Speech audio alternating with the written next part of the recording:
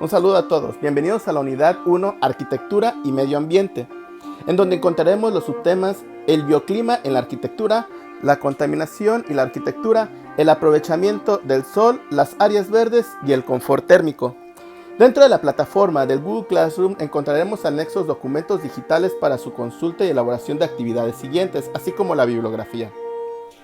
Pues bueno, para empezar tenemos que ir analizando lo que es nuestra hábitat y cómo ha surgido el hábitat humano y su evolución. Nosotros los seres humanos hemos buscado a través de la historia refugiarnos, protegernos de las inclemencias de tiempo, refugiarnos de estos animales feroces, buscar nuestros alimentos, tener protección, y hemos estado modificando nuestra naturaleza poco a poco. De ser nómadas buscamos hacer personas sedentarias en un lugar en específico. ¿Y qué fue creando esto? Fue creando civilizaciones, fue creando pequeños conjuntos poblacionales de civilizaciones que fueron creciendo y que fueron desarrollando y transformando su hábitat. Posteriormente empezaron a surgir comunidades o las llamadas colonias. Y estas comunidades y estas colonias empezaron a demandar equipamientos, servicios, comercialización, industrias. Y fue empezándose a urbanizar, a crear vialidades, a crear carreteras para comunicar otras comunidades o otras civilizaciones. Buscar la creación de industrias, buscar la creación de espacios para comercio, de espacios para equipamiento. Modificar también nuestro hábitat y ir evolucionando en lo que es nuestras viviendas hasta lo que tenemos hoy en día, que ya es toda una ciudad, a veces incluso megalópolis transformadas. Pero ¿qué sucede aquí? Nos hemos olvidado de algo fundamental, que es el medio ambiente. Lo hemos transformado y lo hemos degradado de tal forma que incluso ya se nos hace difícil contar con los recursos naturales que la naturaleza nos brinda. Hoy en día nos hace falta el agua. Hoy en día la calidad del viento ya no es la misma para respirarla. Nuestros mares, nuestros ríos ya están muy contaminados. Y en parte tenemos que ver por todo, nosotros los seres humanos, por todo este crecimiento global que hemos tenido, por todo este desarrollo tecnológico y por las necesidades que nos hemos creado, que la verdad no deberían de existir. Pero bueno, ese es otro tema y nosotros nos vamos a centrar en lo que es la bioclimática. Un punto muy importante es entender el medio ambiente y entender los conceptos básicos que engloba el medio ambiente. Por ejemplo, el viento. ¿Cómo podemos utilizar nosotros los arquitectos el viento? La vegetación para crear microclimas. El asoleamiento para poder utilizar la energía, transformarla y que también no afecte a las casas en lugares que son demasiado calurosos. Aprovecharlos en lugares muy fríos para conservar o calentar las viviendas. El aprovechamiento del agua, reusarla, reciclarla. Cómo aprovechar la tierra, cómo no degradarla, cómo aprovechar el calor para convertirlo en energía. Otro punto muy importante es ahorrar. Aparte de la sustentabilidad, dice que nosotros debemos utilizar de manera equitativa todos los recursos naturales para no degradarlos y no ponerlos en riesgo a generaciones futuras. Entonces nosotros tenemos que hacer ahorro, la casa que no degrade en su entorno. Hoy en día vivimos lo que es el calentamiento global, el cambio climático. ¿Y cómo se da? Pues se da, como muchas veces nos han comentado en la televisión, en la radio, que es a través de la quema de residuos fósiles y de algunos otros minerales que los convertimos en energía eléctrica. Esta quema de fósiles y también de minerales lo que hace es generar gases de efecto invernadero. Todos estos gases quedan atrapados en la atmósfera. Los rayos solares entran, pero ya no pueden salir, ya no los puede reflejar la Tierra porque quedan atrapadas en esa capa de gases de efecto invernadero. Entonces empezamos a complicarnos la vida y ese calentamiento global empieza a generar lo que es un cambio climático. Pues debemos de entender que hay dos formas de utilizar la energía directa que nos puede proporcionar el sol o cualquier otro tipo de medio natural, que sea aire, agua, Y el otro, el complicado proceso que debe de realizarse para calentar una vivienda o enfriarla utilizando energía eléctrica. Debemos de saber aprovechar el agua, el aire, la energía y los materiales para que en conjunto hagamos o diseñemos, propongamos viviendas que tengan o que cubran con esta necesidad de ser amigables con el medio ambiente. Las energías son muy importantes tomarlas en cuenta. ¿Cómo hoy podemos generar energías renovables? Podemos generarlas a través de la captación de la energía solar, utilizando los vientos, que sería la energía eólica, la solar, como ya lo habíamos mencionado, o la biomasa, que se puede utilizar para la calefacción, cocinas, calderas, etc. También podemos utilizar la que es la hidráulica para generar energía a través de bombeos, etc.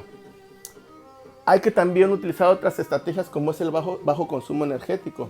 Aislar bien los edificios, utilizar los materiales adecuados, utilizar muros verdes, electrodomésticos de bajo consumo, disminuir los consumos diarios de energía, cambiar las bombillas por las llamadas LED, reciclar materiales y por supuesto utilizar el diseño bioclimático en toda construcción. Hay una parte del bioclimatismo que es el comportamiento térmico pasivo, que es utilizar de manera adecuada el sol. Aquí créanme que tiene que ver mucho el sol, porque es nuestra gran fuente de energía y es una de las cosas que hemos desaprovechado nosotros los seres humanos. Más adelante, en una de las unidades, que es la unidad 3, el aprovechamiento del sol, veremos la forma en cómo podemos utilizar el sol a través de las orientaciones y a través también de elementos arquitectónicos para captarlos. La captación, dimensionamiento pasivo solar. Lo que yo les decía, ¿cómo podemos captar la energía solar? A través de la orientación. También el dimensionamiento, por ejemplo, cómo deben de ser las ventanas, de qué medida, qué inclinación, hacia qué lado las tenemos que poner. Y ir aprovechando lo que nos da la madre naturaleza. Hay otras cuestiones que digo, es un poco extraño, pero algunos arquitectos lo utilizan, como el Feng Shui, un arte chino del hábitat, que es utilizar el fuego, la tierra, el metal, el agua y la madera, hacer un ciclo creador de vida. Entonces también se puede tomar en cuenta, hay muchos elementos, por ejemplo en el Feng Shui no existen aristas muy pronunciadas, sino redondeadas supuestamente para la circulación de energía.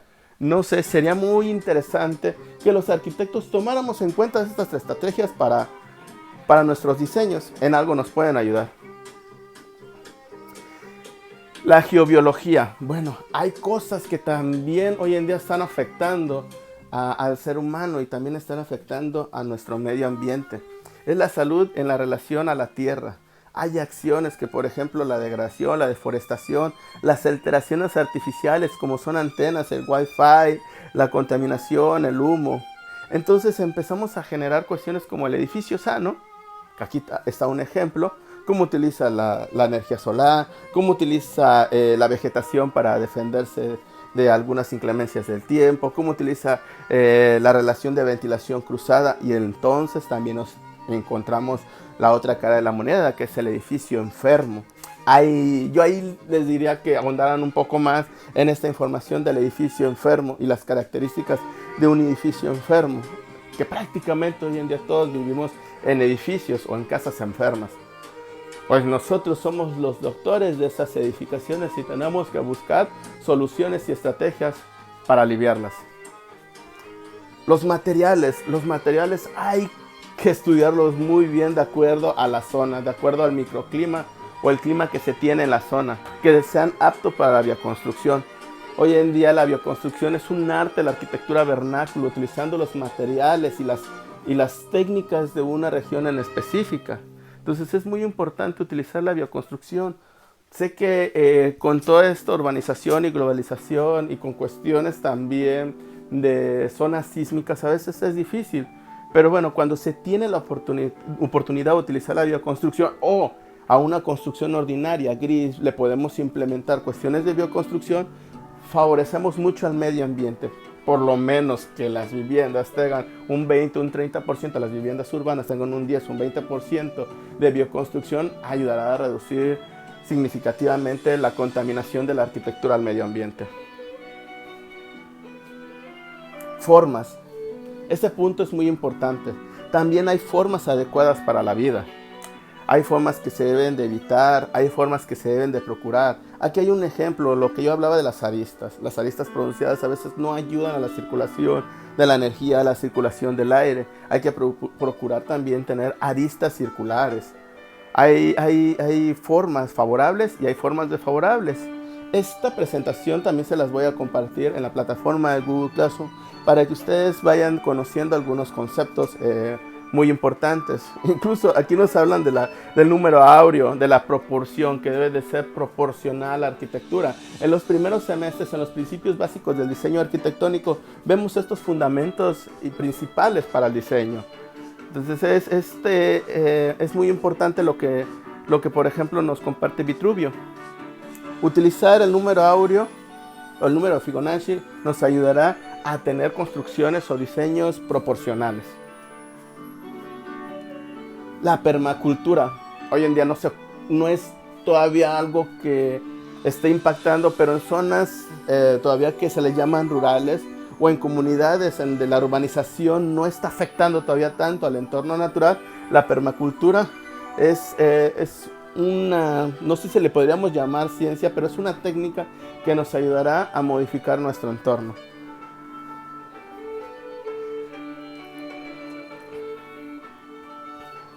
Aquí tenemos un ejemplo. Al lado izquierdo tenemos un diseño donde no hay permacultura. Cómo están desaprovechados los espacios, cómo la vegetación no es lo principal.